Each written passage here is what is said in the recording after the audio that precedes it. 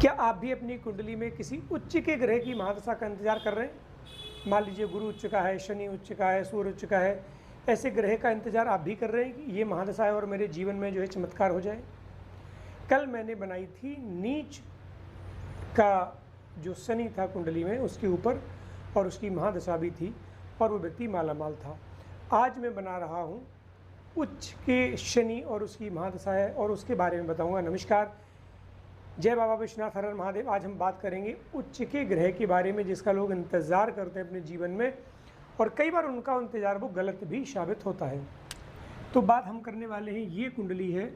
इस कुंडली में आप देखेंगे कि शनि जो है उच्च के बैठे हुए हैं। यहाँ मिथुन लग्न की कुंडली है, ठीक है।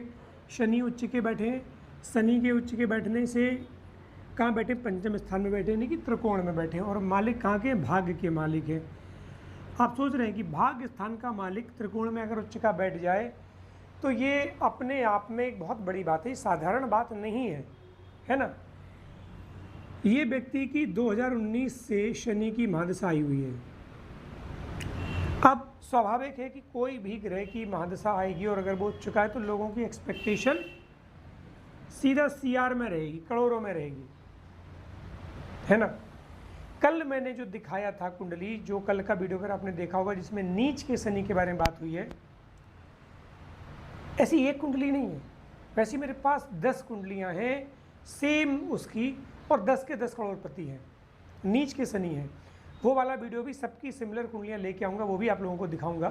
लेकिन आज हम उच्च के शनि के बारे में बात करना चाहते हैं कि आदमी कहता है कि अगर कुंडली ही सब कुछ है तो क्या कर्म नहीं करें? कर्म ने ही कुंडली बनाई है। और मैं आपको बता दूं कि ये व्यक्ति जिसके कुंडली में उच्च का शनि है, 2019 से शनि आया है, लेकिन इस व्यक्ति के ऊपर काम नहीं है। कर्जे के मारे कम से कम 2 CR का कर्जा है, खुद का घर नहीं है, कुछ नहीं है। अब आप कहेंगे कि भाई ऐसा कैसा शनि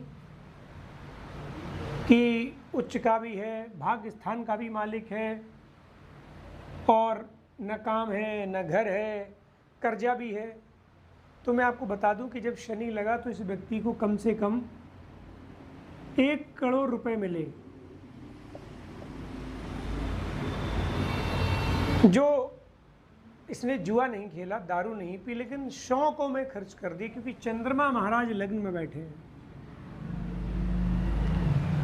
हमारे यहाँ एक बड़ी गंदी कहावत है कि मन हौसिया और कर्म गड़िया। मतलब मन जहाज़ों में घूमना चाहता है लेकिन कर्म का पता नहीं है। और कर्म स्थान के मालिक बृहस्पति यहाँ नीच के बैठे हुए हैं। ये व्यक्ति ने इस बात पे ध्यान ही नहीं दिया कि मेरे जो पैसे आए हैं इनको मैं सेव कर लूँ। क्यों? क्योंकि मेरा बृहस्पति नीच का है, मुझे काम नहीं मिलेगा। देखो, भाग्य ने अपना काम कर दिया, भाग्य ने आपको पैसे दिए। अब आप उनका जुआ खेलोगे, दारू पियोगे, वेश्यावृत्ति करोगे, मसाज कराओगे, ब्यूटी पार्लर जाओगे, मसाज पार्लर जाओगे, कहाँ जाओगे, वो तुम्हारा लुकआउट है। लेकिन अल्टीमेटली ये उच्च की शनि की जो दशा है 2019 में आई थी और 26 आ गया है, ऑलमोस्ट हो चुके हैं 7 साल। 7 सालों में इस व्यक्ति को कम से कम 50-60 लाख रुपए गिफ्ट मिले, और 2 सीरियल ये व्यक्ति प्रोड्यूस कर चुका है, यानी कि करोड़ों का टर्नओवर कर चुका है। लेकिन स्टिल क्या है? जेब खाली है। महादशा किसकी है? शनि की। कौन से शनि? जो भाग्य स्थान का मालिक है और उच्च का है। लेकिन 2 खराबियां हैं इस कुंडली में। एक तो कर्म स्थान का मालिक भाग्य स्थान में, ये कर्म का मालिक अष्टम में नीच का बैठ गया, पहला। दूसरा, चंद्रमा बेलगाम है, सेल्फ कंट्रोल नहीं है।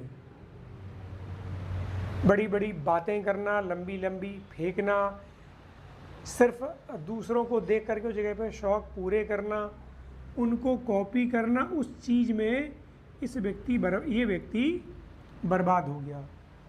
अब आप कहेंगे कि ये वीडियो आपने क्यों बनाया है?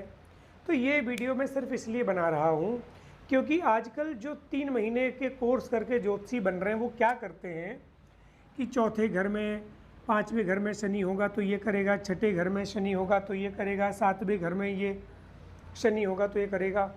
80% ऐसे जो प्रेडिक्शंस होते हैं वो फल नहीं करते हैं, क्योंकि इतने सारे सर्कमस्टांसेस हैं, इतनी सारे कॉम्बिनेशन हैं कि कोई ग्रह एक घर में बैठा हो वहाँ से प्रेडिक्ट करना ऐसे समझो कि असंभव है।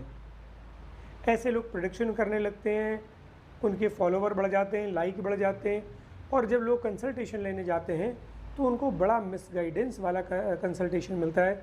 आज हमें घिसते घिसते 15 साल हो गए हैं, उसके बावजूद भी हम ये मान के चलते हैं कि हमने कुछ नहीं सीखा, अभी भी हमें बहुत सीखना है, इतना मुश्किल है। मिलते फिर से एक अगले वीडियो में। हमारे YouTube पे हमारा पॉडकास्ट जाके देख सकते हैं, गर्भाधान विषय के ऊपर है, बहुत इंटरेस्टिंग है। उम्मीद करता हूँ आपको अच्छा लगेगा, और अच्छा लगे तो कमेंट जरूर करिएगा। तब तक के लिए नमस्कार, हर महादेव, जय बाबा विश्वनाथ।